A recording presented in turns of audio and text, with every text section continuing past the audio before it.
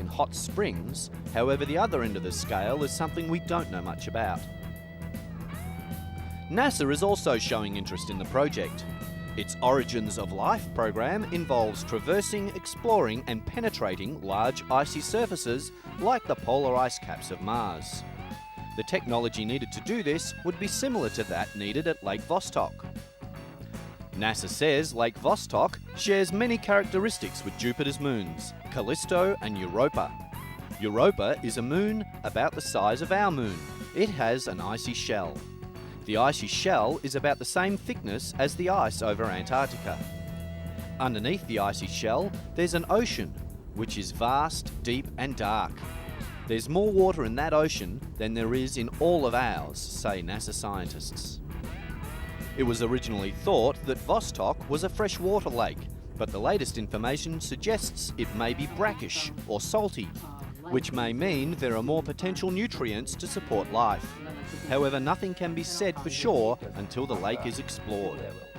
Drilling technology that wouldn't pollute Vostok's clean, untouched environment has yet to be invented.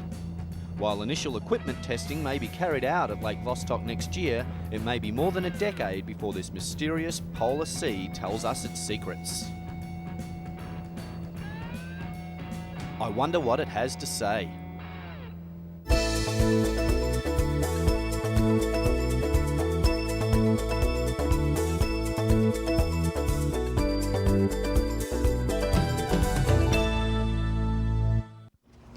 It may look like your average suburban house, but this home is a combination between cosy family life and the latest information technology. It's a house that's been wired to make life that little bit easier. Strategically placed webcams can act as an outside security system or enable parents to keep an eye on children in other parts of the house. The web pad, almost like a laptop computer but with no keyboard or wires, can be used anywhere to control the heating, lighting or any appliance through the integrated system. For the cost of a telephone call, parents away at work can still see their children and maintain close contact. In just one example of the applications, a child can do homework on the computer which can be remotely accessed by the parents for correction, supervision and interaction. So basically you can't get away with much. Turning on the evening dinner is only a flick of an electronic pen, and watering your garden takes no more effort than pressing a button. You could say this house takes the hard work out of life. Next time Dad can't make it home for dinner, he can still be involved with the family meal. Now we just need smell cam.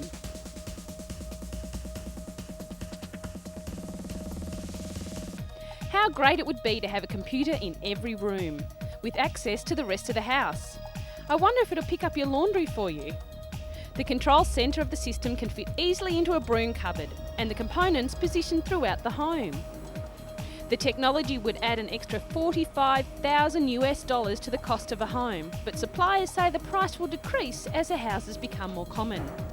Technology like this is amazing and could be the window to the future in building designs.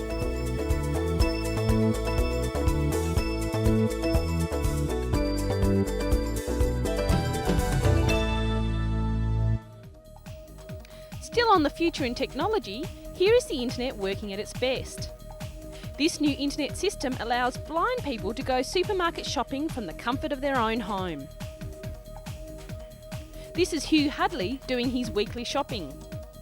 The partially sighted worker is using the internet system on his home computer that uses a voice to describe the goods on the shelves.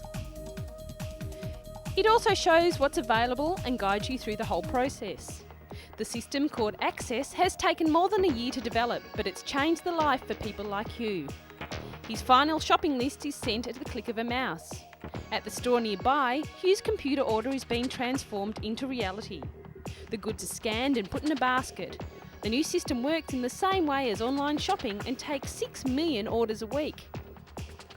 Next step, the groceries are loaded up in the delivery van. The delivery driver offers an added service to blind customers, ringing to say that they're on their way.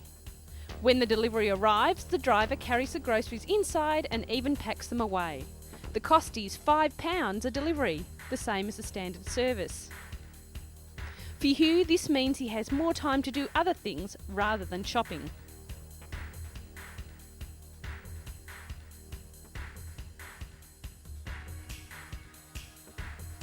With the new service, you can do all your weekly shopping in 10 minutes. For Hugh and many blind or partially sighted people, it's a new and fantastic change to their lives.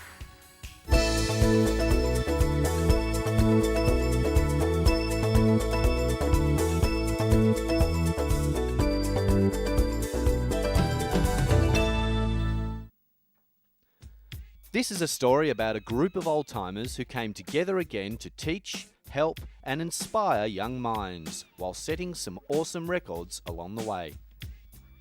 Students from 4 American high schools have spent a lot of their free time working towards a common goal. That is to set the Guinness record for the world's largest paper aeroplane. Dr. Ferdinand Grossfeld, a supervisor working at NASA's Langley Research Centre, came up with the idea as a way to get students excited about engineering and science. He then approached 4 accomplished engineers retired from NASA to serve as advisors on the project. They taught the students aeronautical concepts like lift and drag, then let them come up with their own designs. They were fast learners by the looks of things. So they moved on to the next task. The record they were asked to break was to construct a plane with a 4.8 metre wingspan and flying a minimum of 15 metres. Paper and glue were the only materials allowed in construction. The greatest challenge was keeping the planes from collapsing under their own weight, but this was overcome with a clever tube rolling technique.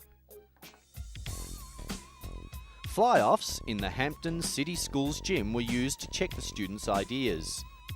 Although this 5.4 metre version seemed capable of breaking the record, the students decided to work towards an even larger model in case someone else established a new mark before their attempt. As part of the project, the students visited the NASA Langley facilities, including their subsonic wind tunnel, where they took part in an aerodynamic study involving a scale model of a transportation aircraft. Thanks to the glider Virginia soaring, they were also able to experience what the forces felt like on a giant paper-like aeroplane.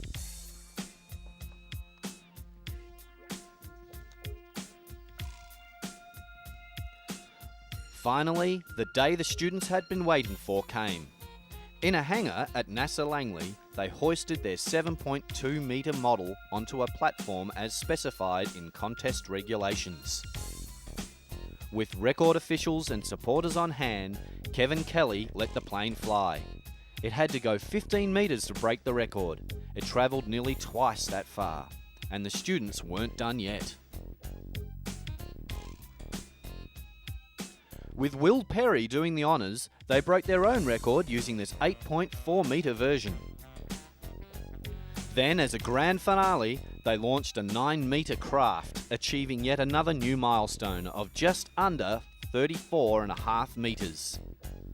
The record-setting craft will now be displayed in Virginia's new Air and Space Centre alongside other historic planes.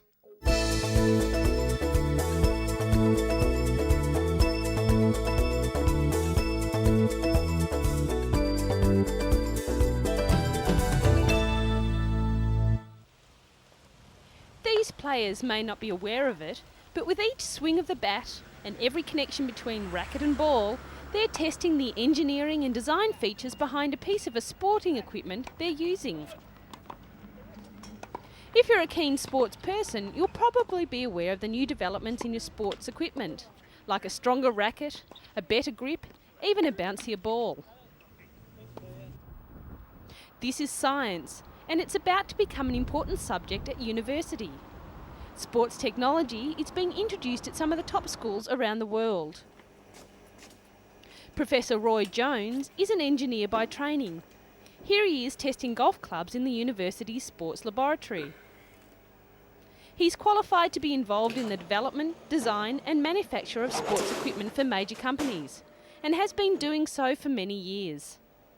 He hopes the new degree course will create students that can develop and design new sports equipment.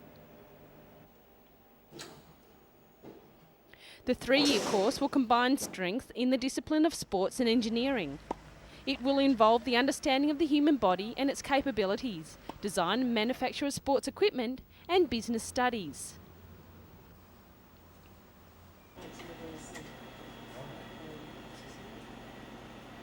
This tennis ball cannon is firing balls at an angled racket.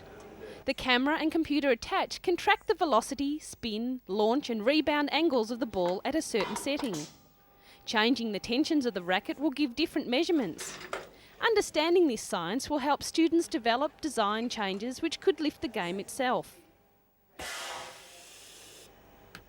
The information is vital to the sports equipment industry, which is worth almost £10 billion, and not surprisingly, given the money involved, is an extremely competitive market.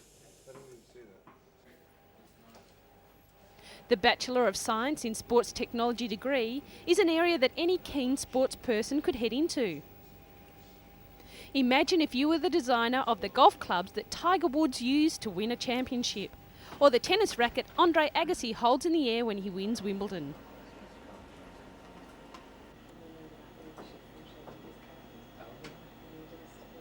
It's another avenue of science that's bound to attract a lot of attention.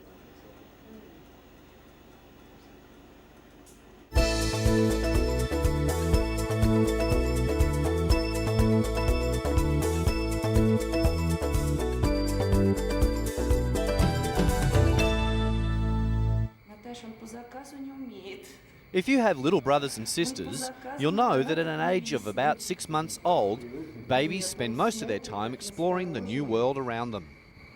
This little guy's just the same. In the mornings, he is busy climbing ropes and playing with toys in a special room at the Moscow Zoo.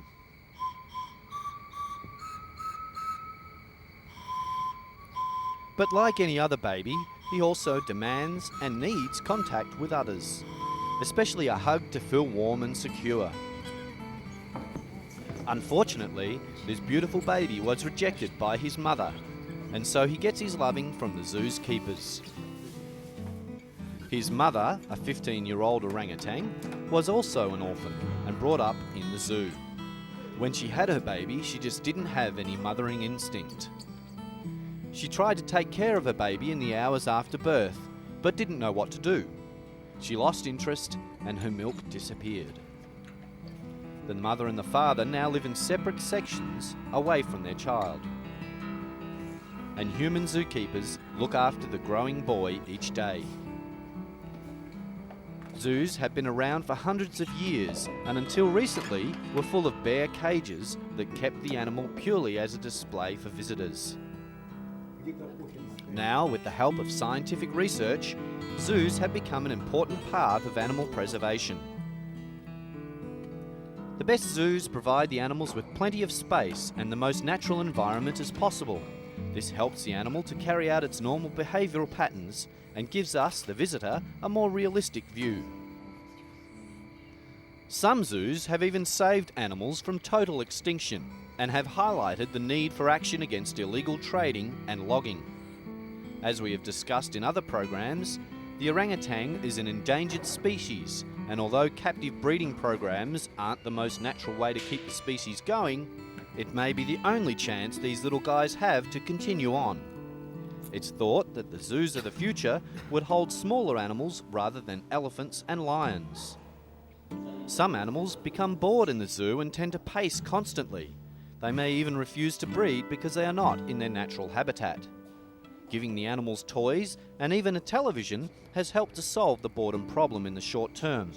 Even monkeys need a puzzle or two to keep their minds active. What it really comes down to, though, is our awareness of a problem that is caused by humans and can only be solved by humans.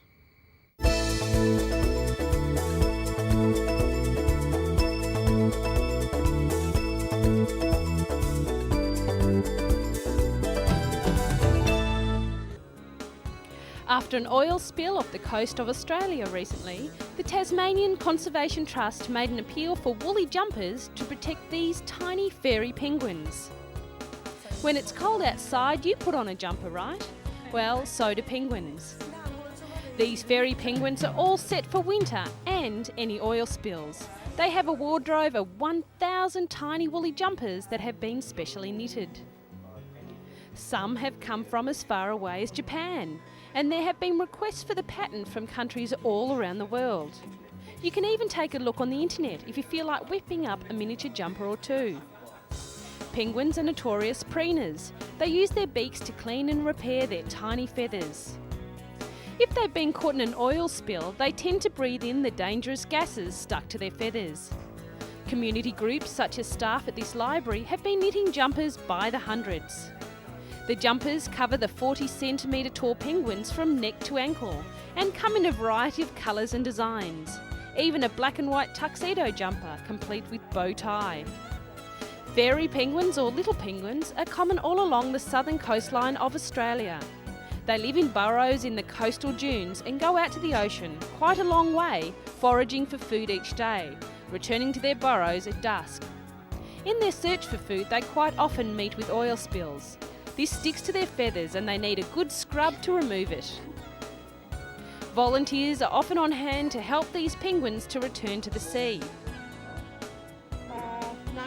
Knitters, most of them old ladies in nursing homes, have made jumpers in a variety of styles, often using their favourite football team colours. They also use scraps of wool to make patchwork jumpers. Finally, free of their home knits, these little guys make a run for it, free to return to the place they like best.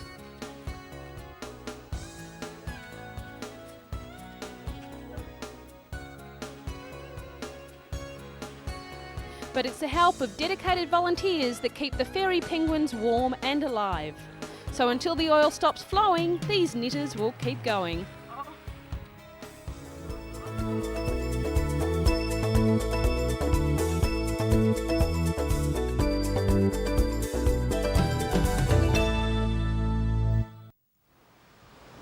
In this New York City store, there is a strange new range of products available. They are called the Do products, and their aim is to get people involved in the creation of their own furniture. The product line, called Do Create, is the first product line from a brand new concept called Do. The shop is called The Apartment and has been set up to look like a lived-in apartment, with working fixtures. Everything you see is for sale. The Do Swing-like fixture has turned out to be a popular outlet for customers and sales staff. What a great idea when you just feel like hanging around. It's all part of a new line of furniture that promotes what the suppliers call activism. Here we go. Ooh. Most designers would be insulted if Let's someone do took this. a sledgehammer to their chair. But the makers of the Do Hit chair would be disappointed if they didn't. In fact, they include a sledgehammer with every chair they sell. The Do Hit chair arrives as a perfect steel cube with an accompanying sledgehammer. Bash it into a desirable shape, and if you're still uncomfortable, bash it some more. It's a great way of getting rid of that built-up anger, and at $1,500 it will get your heart pumping. Here is the indestructible Do Break vase. The heart of the vase is rubber. It's covered with porcelain. Do Cut is a totem-like column of polystyrene. It comes with a hacksaw so that it can be made into a variety of items. All these products give you the chance to become the artist and the designer. But if your furniture is don't furniture, then you'd better not do what you've just seen done to the Do furniture.